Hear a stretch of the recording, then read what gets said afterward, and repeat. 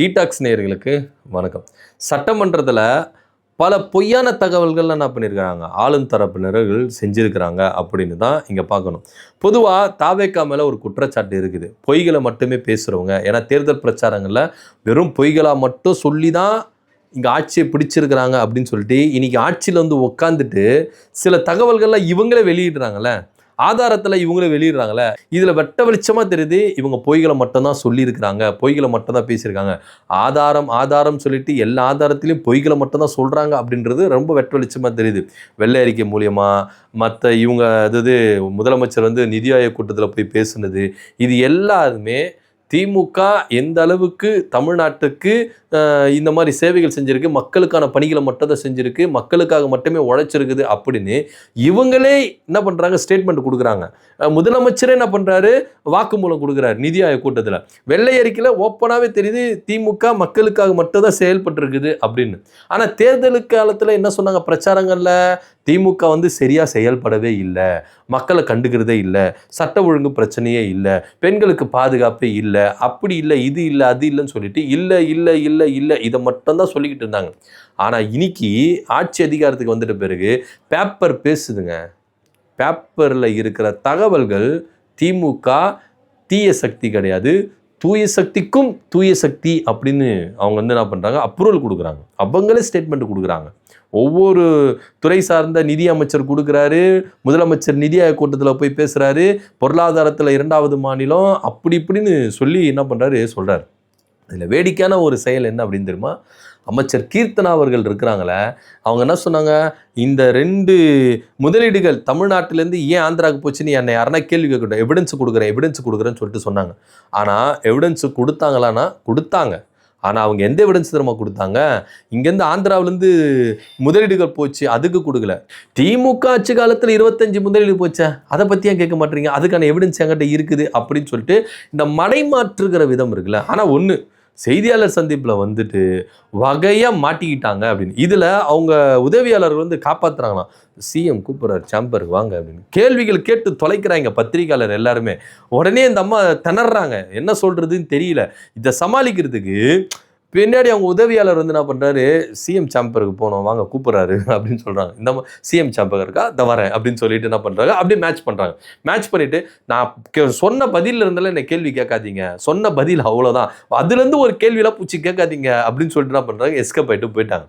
உண்மையிலேயே திமுக இந்த அம்மா சொல்கிற மாதிரி, அமைச்சர் அம்மா சொல்கிற மாதிரி 25 முதலீடுகள் வந்து என்ன பண்ணிட்டாங்க, வெளியே போயிடுச்சுன்னு வச்சுக்கோங்களேன். கிட்டத்தட்ட வந்து பார்த்திங்கன்னா 2.5 லட்சம் கோடி போயிருக்கு, 3.5 லட்சம் பேருக்கு வேலை இல்லை அப்படின்னு சொல்கிறாங்கன்னு வச்சுக்கோங்களேன்.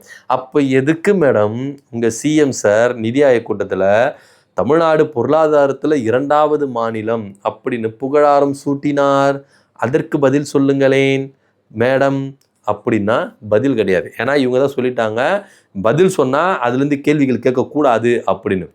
ராயல் என்ஃபீல்டு ஆல்ரெடி இங்கே இருக்குது, திரும்ப இந்த அம்மா போய் என்ன பண்ணியிருக்காங்க, ராயல் என்ஃபீல்டில் பேசியிருக்கிறேன் அப்படின்றாங்க.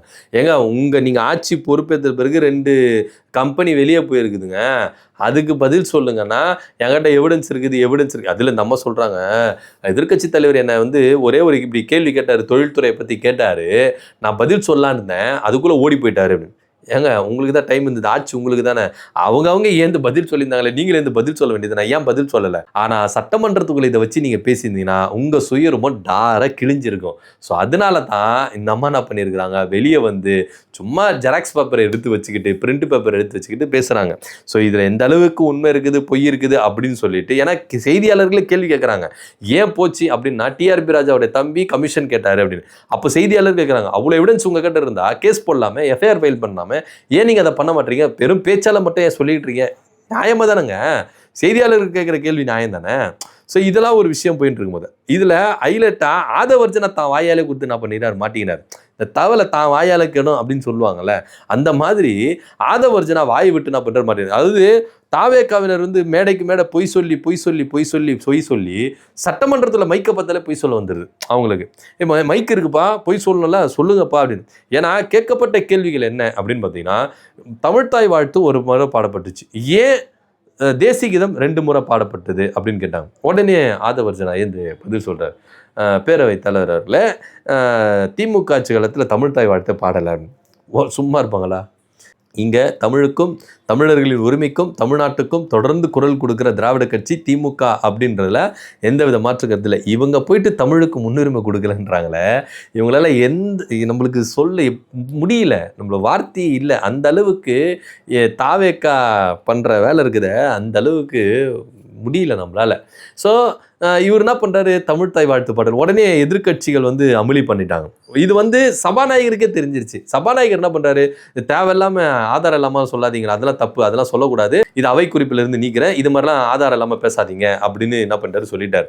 ஏன்னா தமிழ் தாய் வாழ்த்து பாடப்பட்டது, ஜனகணமன பாடணும் அப்படின்னு சொல்லிட்டு ஆளுநர் ஆர்.என். ரவி அப்போ டிமாண்ட் வச்சாரு, ஒரு நெருக்கடி கொடுத்தாரு. அப்போ திமுக அரசு என்ன தெரியுமா சொல்லிச்சு, நிகழ்ச்சி முடிவில் தான் நாங்கள் பாடுவோம், ஆரம்பத்தில் பாட மாட்டோம் அப்படின்னு, நீங்கள் வந்து ரூல்ஸை மாற்றாதீங்க, எங்கள் ரூல்ஸ் இதுதான், நீங்கள் ரூல்ஸை மாற்றாதீங்க அப்படின்னு சொல்லிட்டு ஃபைட் பண்ணுச்சு. ஸோ இந்த ஒரு காரணத்துக்காகத்தான் ஆளுநர் அவர்கள் கோச்சிக்கிட்டு போனார். என்னவோ தமிழ்நாடு அரசு அப்போ திமுக தலைவர் மு.க. ஸ்டாலின் அவர்கள் திட்டமிட்டு ஆளுநரை வெளியே அனுப்பணும் அப்படின்றதெல்லாம் நோக்கம் கிடையாது. ஆளுநர் கோச்சிக்கின்னு போயிட்டாருங்க. ஆளுநரை முதல்ல கேட்கணும் அப்படின்னு பார்த்தா. ஸோ அப்படி பார்க்கும்போது உதயநிதி ஸ்டாலின் அவர்கள் கேட்குறாரு, சரி ஓகே உங்கள் வழிக்கே நாங்கள் வரோம், நீங்கள் தமிழ் தாய் வாழ்த்து பாடினீங்க, ஆனால் 2 வாட்டி நீங்கள் என்ன பண்ணீங்க, தேசிய கீதம் பண்ணீங்க, அப்போது 2 வாட்டி நீங்கள் தமிழ் தாய் வாழ்த்து பாடிருக்கணுமே, ஏன் பாடலை? அப்போ யாரை நீங்கள் மகிழ்விக்க நீங்கள் இதுமாதிரி பண்ணுறீங்க? இது நியாயமான கேள்வி தானே. அப்புறம் பாலியல் வன்கொடுமை பற்றி பேசும்போது அதுக்கு ஒரு பதில் சொல்கிறாரு ஆதவர்ஜனா. 2 வயசு குழந்தைய வந்து திமுக காரங்க வந்து கற்பழிச்சாங்க, ரேப் பண்ணாங்க அப்படின்னு சொன்னார். உடனேயும் பொங்கிருச்சு. இப்போவும் வந்து என்ன பண்ணாரு சபாநாயகர், அமைச்சர் நீங்கள் ஆதாரம் இல்லாமல் பேசாதீங்க, தப்பு, இது வந்து மன்னிப்பு கேட்கணும், அவைக்குறிவிலேருந்து நீக்கணும். நீங்கள் என்ன நினச்சிக்கிட்டு இருக்கீங்க? எனக்கு ஒன்றும் புரியல. தாவேக்கா இந்த மாதிரி விஷயங்கள் பண்ணுறாங்க அப்படின்னு வெட்ட வெளிச்சமாக நியூஸ் வருது. தூத்துக்குடியில் ஒரு பெண்மணி வெக்கத்தை விட்டுட்டு என்ன பண்ணுறாங்க சொல்கிறாங்க, என்ன கேங் ரேப் பண்ணாங்க, தாவேக்கா நிர்வாகிகள் 2 பேர் பண்ணாங்க, அமைச்சர் விஜய் சரவணன் அவருடைய தொடர்புடைய ஆட்கள் தான் என்னை வந்து இதுமாரி பண்ணாங்கன்னு ஓப்பன் ஸ்டேட்மெண்ட்டு கொடுத்தாங்க. நடவடிக்கை என்ன எடுத்தீங்க உங்கள் எம்எல்ஏ மேலே? அவர் தானே அது முக்கியமான காரணம். ஏன்னா அவர் மேலிடத்துக்கு தெரியும் அப்படின்னு சொன்னாங்க. அந்த மேலிடம் யார் அப்படின்றது கேள்வி கேட்குறாங்க, ஆனால் சொல்ல மாட்டாங்க. மாறாக அந்த பெண்மணியை கட்சியிலேருந்து நீக்கிறாங்க. ஸோ இதை கேட்ட உடனே இவங்களுக்கு வந்து நான் இருந்துச்சுன்னா ரோசம் பொத்துக்கிட்டு வந்துடுச்சு. உடனே பொய்யான தகவல், திமுக காரங்க 2 வயசு குழந்தை ரேப் பண்ணாங்க.